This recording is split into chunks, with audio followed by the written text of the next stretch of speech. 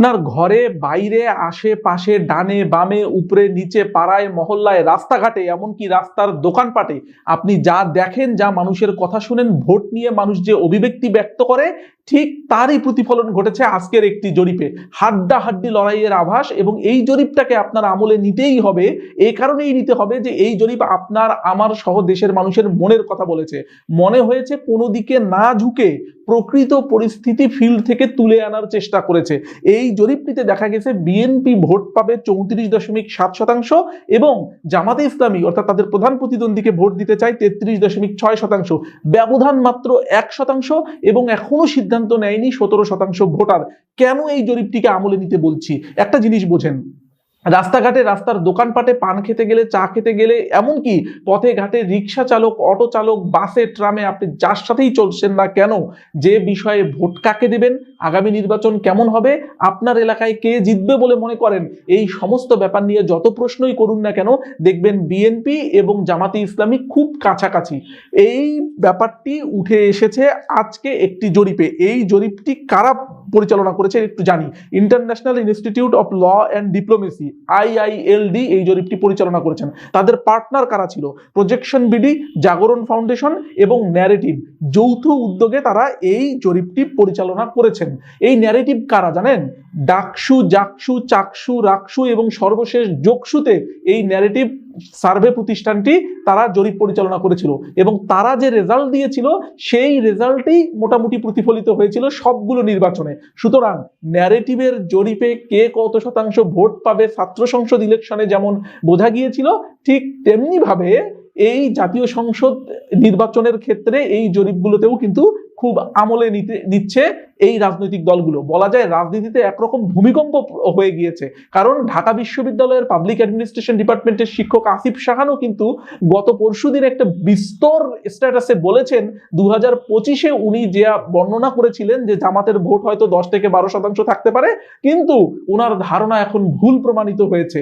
উনি নিজে এবং নানান বিশ্লেষণ করে দেখেছেন জামাতের এই ভোট প্রায় 30% বা সেটাকেও ছাড়িয়ে যেতে পারে।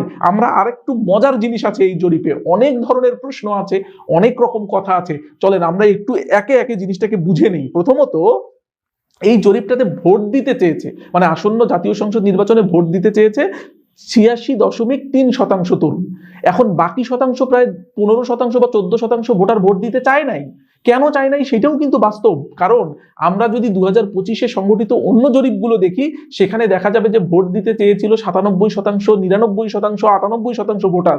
কিন্তু কালের পরিক্রমায় আওয়ামী ভোটার কিছু রয়েছে, তারা যদি ভোট আওয়ামী লীগ অংশগ্রহণ না করে বা অংশগ্রহণ করতে না দেওয়া হয়, কিংবা জাতীয় পার্টিও যদি অংশগ্রহণ না করে, তাহলে কিন্তু তারা অনেকেই ভোট দিতে যাবে না। সুতরাং সেখানে ভোট না দেওয়ার পার্সেন্টেজ খানিকটা বাড়বে, এটা খুব স্বাভাবিক। এটা বোঝা গেল একটা ব্যাপার। দ্বিতীয়ত, এই জরিপটি 300 সংসদীয় আসনের মধ্যে 295 সংসদীয় আসনে সংগঠিত হয়েছে। 22,174 জন নিবন্ধিত ভোটার এই জরিপে অংশগ্রহণ করেছে এবং এই জরিপ স্ট্র্যাটিফাইড র্যান্ডম স্যাম্পলিং মডেলে করা হয়েছে। স্ট্র্যাটিফাইড র্যান্ডম স্যাম্পলিং মডেল মানে তো জানিনি যে গ্রামের মানুষও থাকবে, শহরের মানুষও থাকবে, উপশহরের মানুষও থাকবে। সেখানে ধনী থাকবে, দরিদ্র থাকবে, সেখানে তরুণ ভোটার থাকবে, মাঝারি বয়সী ভোটার থাকবে, প্রবীণ ভোটার থাকবে, সেখানে উচ্চশিক্ষিত ভোটার থাকবে, কম শিক্ষিত ভোটার থাকবে, সেখানে বেশি আয়ের মানুষ থাকবে, কম আয়ের মানুষ থাকবে, মাঝারি আয়ের মানুষ থাকবে, মানে নারী থাকবে, পুরুষ থাকবে, অন্যান্য জেন্ডারের মানুষ থাকবে। অতএব স্ট্র্যাটিফাইড র্যান্ডম স্যাম্পলিং হলো সমাজে বসবাসরত সকল ধরনের স্তরের মানুষকেই কভার করার চেষ্টা করা। সেই দিক থেকে পরিসংখ্যানের ভাষায় এই জরিপটিকে কিন্তু একটি সায়েন্টিফিক জরিপ বলা যেতে পারে। আসুন, আমরা তো জেনেছিলাম যে বিএনপিকে ভোট দিতে চায় 34.7%, জামাতে ইসলামীকে ভোট দিতে চায় 33.3%, এনসিপিকে ভোট দিতে চায় 7.1% এবং ইসলামী আন্দোলন বাংলাদেশ, যেটা জামাতে ইসলামের জোটে, তাদেরকে ভোট দিতে চায় 3.1% এবং কোন অন্যান্য দল অর্থাৎ আরো যে বাংলাদেশে দল আছে সেখানে সবগুলো মিলে 4.5% এবং ভোটার সমর্থন দেবে বলে জানিয়েছে। আচ্ছা, এবার একটা মজার হিসাব করেন, বিএনপি পাবে কত? 34.7, জামাত পাবে কত 33.6। এবার আসুন, জামাতের জোটে আছে এনসিপি, এনসিপি পাবে কত 7.1।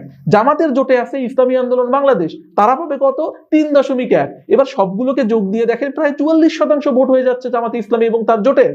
আমি যদি বেনিফিট অফ ডাউট দিয়ে অন্যান্য দল বলতে যে 4.5% ভোট রয়েছে সেটাও যদি বিএনপিকে দিয়ে দেই, অর্থাৎ 37.4 আর 4.5, তার মানে সব মিলেও প্রায় 42% মতো ভোট হচ্ছে, যা জামাত সহ 8 দলীয় বা 11 দলীয় জোটের চাইতে কম।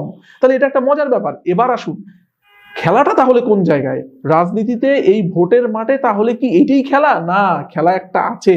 সেই খেলাটা হলো যে ভোটাররা সিদ্ধান্ত নেয়নি এমন সংখ্যা হলো 17%, অর্থাৎ 17% ভোটার আরো দেখতে চায়, পরিস্থিতি আরো বুঝতে চায়, ভোট এখনো প্রায় মাসখানেকের মতো বাকি, সুতরাং আরো বুঝতে চায় কোন দলের ম্যানিফেস্টো, অর্থাৎ কোন দলের ইস্তেহার কেমন হবে, তারা কি কি প্রবলেম সমাধান করবে, তারা কি করবে, সেই ব্যাপারে পরিষ্কার রোডম্যাপ পাওয়ার পর হয়তো তারা সিদ্ধান্ত নেবে কোন দলকে ভোট দেবে, এবং এই ভোটারগুলো তরুণ হবার সম্ভাবনাই বেশি। এবার আসুন, এই যে ভোটের মাঠের ক্যালকুলেশন, এই যে ব্যাপার, এখানে ঘটনাটা কি ঘটলো, ঘটনাটা আরেকটু ব্রেকডাউন করে আপনাদেরকে আমি বলে দেই। সেটি হলো, বিএনপি কে যারা ভোট দেবে 34.7%, তাদেরকে জিজ্ঞেস করা হয়েছিল বিএনপি কে কেন ভোট দেবেন। তারা বলেছে যে বিএনপির অভিজ্ঞতা আছে এবং সেই সঙ্গে রাষ্ট্র পরিচালনার সক্ষমতা আছে, সে কারণে তারা বিএনপি কে ভোট দিতে চায়। এবং বিএনপি কে যারা ভোট দিতে চায় তাদের বয়স 30 থেকে 44 বছর এবং 45 থেকে 59 বছর, অর্থাৎ তরুণ বয়সটা উঠে গিয়ে যারা 30 থেকে 59 বছর, এই মাঝারি বয়সের মানুষেরা, যেখানে প্রায় 6 কোটি ভোট আছে রয়েছে এবার, তাদের মধ্যে বেশিরভাগ মানুষই বিএনপিকে ভোট দিতে চায়। ওকে, এছাড়া শ্রমিকদের মধ্যে, পেশাজীবী যারা, তাদের মধ্যে কৃষক এবং শ্রমিক, এই দুই শ্রেণীর মানুষ বিএনপিকে বেশি ভোট দিতে চায়।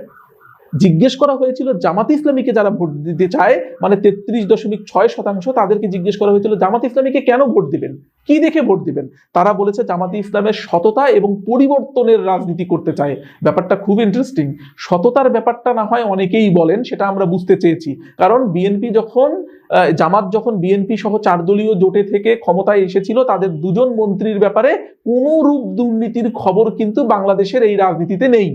অর্থাৎ সততার ব্যাপারটা নিয়ে তাদের যে ভালো করবে এটা নিয়ে মোটামুটি সবাই নিশ্চিত ছিল, কিন্তু ভোটাররা ইঙ্গিত দিয়েছে পরিবর্তনের রাজনীতি, অর্থাৎ জামাতকে বেছে নেওয়ার পিছনে তাদের কারণ সততা এবং পরিবর্তনের রাজনীতি, অর্থাৎ জামাত পুরনো ধ্যান ধারণা, সেই দোষারোপের রাজনীতি, একে অন্যকে খোঁটা দেওয়ার রাজনীতি, একই ধারায় ভোটারদেরকে আন্ডারএস্টিমেট করার রাজনীতি, সেই রাজনীতি থেকে বেরিয়ে এসে জামাত একটা নতুন শুরু করতে চায় এবং সেই বয়ানটাই এস্টাবলিশ করতে চায়, সে কারণেই জামাতকে বেছে নিয়েছে।